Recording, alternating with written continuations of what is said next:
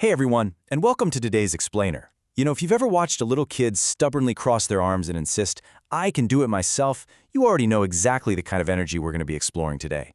We're diving right into that magical window, between ages 4 and 10, to uncover the absolute transformative power of practical life skills.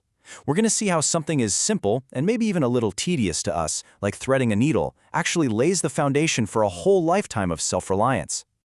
So here's the ultimate dilemma, right? How on earth do we establish true, genuine independence in kids ages 4 to 10? Parents, teachers, educators, we constantly grapple with this. On one hand, we totally want to protect them, but on the other, we desperately want them to be capable and self-sufficient. Well, according to our source material, the secret doesn't lie in some complex academic theory or, a bunch of expensive toys. Nope, the answer is literally hiding in plain sight. It's in our everyday actions. It's really about taking a step back and realizing that those completely mundane household chores, those are actually profound opportunities for growth. Not just an ordinary gain. Okay, so when you actually stop and observe a child deeply engaged in a practical task, it might honestly just look like they're playing. Take buttoning a shirt, for example. To us adults, it's just an automatic, kind of annoying chore we do before rushing out the door. But psychologically, it is a game changer.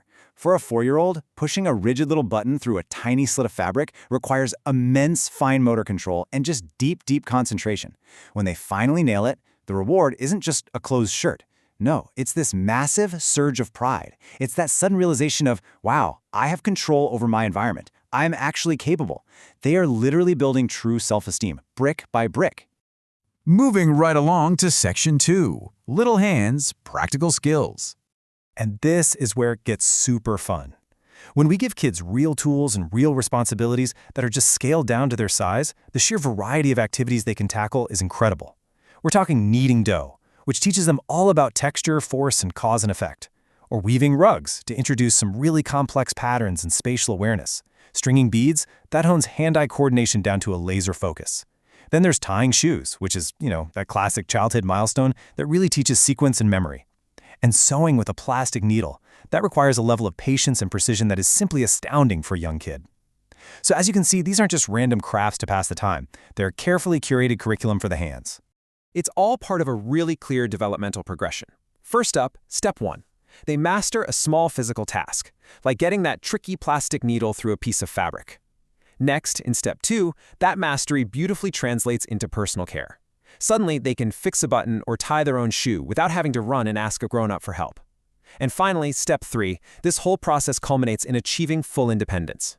Once a child truly realizes they can care for their own physical needs, I swear, their entire posture changes. They literally walk taller. They are totally ready to take on the world because they know, for sure, that they possess the skills to navigate it. Which brings us to Section 3, Transcending Classroom Walls. So what happens when we bring a whole group of these newly empowered kids together? Well, that leads us right into the eTwinning project. If you haven't heard of it, it's this really cool, applied, international educational initiative, and it's specifically designed to connect classrooms and foster collaboration. This is where things get truly, truly exciting. These kids aren't just learning skills in their own little bubble anymore. They are part of a massive, interconnected community.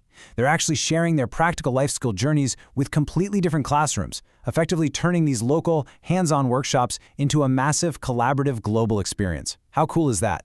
At this stage, the scope moves way, way beyond just personal care.